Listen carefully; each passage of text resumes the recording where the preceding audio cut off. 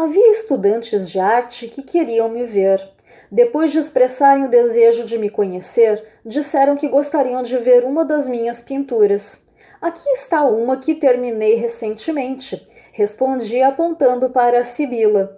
Um deles, inclusive, se jogou aos meus pés com os olhos cheios de lágrimas. Fiquei ainda mais comovida, pois a Sibila sempre fora uma das minhas obras favoritas. Saudações artísticas, é com essa sentença introdutória que eu vos convido a conhecer uma história de glamour, mas também de dificuldades e desafios, em especial as convenções artísticas e sociais. Hoje, conheça um pouco sobre Elisabeth Vigée-Lebrun, pintora francesa que testemunhou um dos momentos mais turbulentos da história recente, escapou de um destino trágico mais de uma vez e nos legou uma obra vasta caracterizada por leveza, delicadeza, mas sem deixar de imprimir nela características pouco ortodoxas. Se esse vídeo trouxer algo de valor para você, por favor, considere curtir, compartilhar, se inscrever no canal para mais conteúdo envolvendo arte e comentar #Vigée para que o trabalho dessa excelente artista nunca seja esquecido e traga momentos de deleite para mais pessoas. Elisabeth Louise Vigée-Lebrun, também conhecida como Louise Elizabeth ou simplesmente Madame Lebrun, nasceu em Paris em 16 de abril de 1755 e faleceria também em Paris em 30 de março de 1842, ou seja, aos 86 anos de idade. Suas memórias em 3 volumes foram escritas com o auxílio de 2 sobrinhas, Caroline Rivière e Eugénie Lefranc, que sob sua tutoria também se tornou artista profissional. Madame Lebrun produziu ao longo de sua vida 660 retratos e 200 paisagens, a começar pelo autorretrato aos 16 anos de idade em 1771. Ela era filha do pintor Louis Vigée e irmã do escritor Etienne Vigée. Esse padrão de filhas de pintores que também acabam enveredando pela carreira artística é relativamente comum ao longo da história da arte. Vide nosso vídeo anterior sobre a italiana Elisabetta Sirani. O que todavia mostrou-se altamente incomum foi o talento dela para o desenho, demonstrado desde os 7 anos de idade. E, contrariamente ao pai de Sirani, que não se mostrou no primeiro momento entusiasmado com a ideia de tomar a filha por pupila, Louis ficou exultante e começou a ensiná-la. Infelizmente, ele faleceria quando Elisabeth contava com apenas 12 anos de idade. Sua mãe, Jeanne, uma cabeleireira de origem camponesa, voltou a se casar, e o padrasto é descrito como pessoa detestável, o que a levaria a se casar o quanto antes para sair da casa materna. O casamento com Jean-Baptiste Pierre Lebrun, também pintor, colecionador e mercador de arte, gerou uma filha que foi retratada inúmeras vezes, inclusive como a deusa Flora, Julie, que faleceria em 1819, deixando uma mãe devastada, apesar de todas as altercações que elas chegaram a ter. O estilo de Madame Lebrun fica entre o rococó e o neoclassicismo. E você diria que trabalhos dotados de tamanha delicadeza e leveza foram alvo de sucessivos escândalos? A começar por um retrato junto da filha. O ato de sorrir em retratos nem sempre foi bem aceito. Sorrir com os dentes à mostra, então, o ápice do mau gosto. E nas palavras de Simone de Beauvoir, nada havia de narcisista nesse ato. Segundo a autora, Madame Vigée-Lebrun nunca se cansou de retratar sua maternidade sorridente em suas telas. E nunca se cansou de retratar suas clientes como personagens mitológicas e em trajes esvoaçantes que haviam entrado em voga devido às descobertas arqueológicas de verdadeiros tesouros do mundo greco-romano clássico. O arcadismo permeava todas as artes, valorizando a vida simples, bucólica e o contato com a natureza, exceto quando se é a rainha da França. Madame Lebrun foi retratista oficial de Maria Antonieta e fez dela mais de 30 retratos.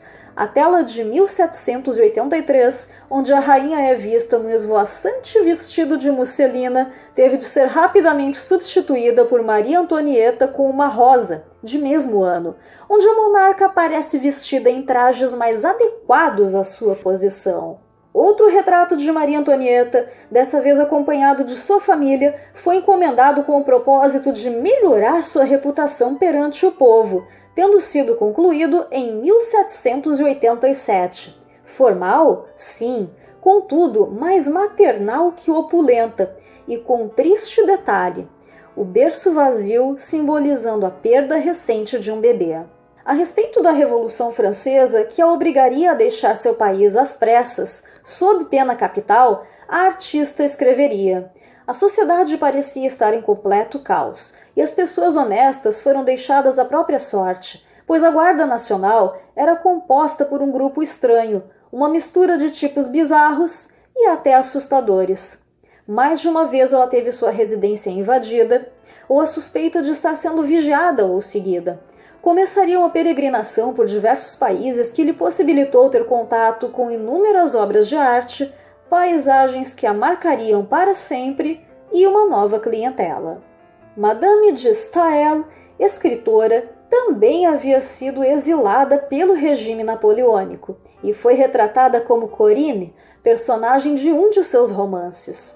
A tão célebre Sibila, mencionada no começo do vídeo, teve como modelo Emma Hamilton, a atriz cuja beleza deslumbrou a pintora e inspirou mais algumas telas, como Ariadne e como Bacante, ou seguidora do deus Baco, ainda que muito pouco insana e muito mais graciosa. Lebrun chegou a passar 2 noites em companhia da também pintora Angélica Kauffmann e recusou polidamente a tarefa de pintar o Papa, alegando que a condição de usar um véu na presença dele poderia prejudicar o resultado final. Itália, Rússia, Áustria e Prússia compõem o seu, por assim dizer, itinerário do exílio, sendo que mesmo depois de voltar à França, ela ainda passaria algum tempo na Inglaterra. E mais escândalos envolvendo pele à mostra e trajes diáfanos ocorreram fora do território francês. Em Viena, ela foi contratada para pintar as princesas Maria Joseph Hermenegilde Esterházy como Ariadne e Caroline von Liechtenstein como Íris. Já na Rússia, onde ela ficou de 1795 a 1801, pintou as netas de Catarina a Grande, Helena e Alexandra Pavlovna, ocasião na qual Platon Zubov, favorito da imperadora, teria lhe dito que Catarina ficara escandalizada com os trajes de inspiração greco-romana. Como resultado, os trajes foram alterados. Entretanto, tratava-se de uma brincadeira, havendo descontentamento da parte do futuro imperador Paulo I em relação às alterações, o que não o impediu de ser retratado ele mesmo pela artista francesa. Um episódio no mínimo curioso diz respeito ao retrato de Caroline Bonaparte, irmã de Napoleão, pelo qual ela teria recebido menos da metade do valor normalmente cobrado, além de ter sido um trabalho altamente extenuante conforme as memórias aqui resumidas. A retratada mudava suas vestes e acessórios e penteados o tempo inteiro. Por vezes não comparecia para posar e, quando fazia, faltava com a pontualidade.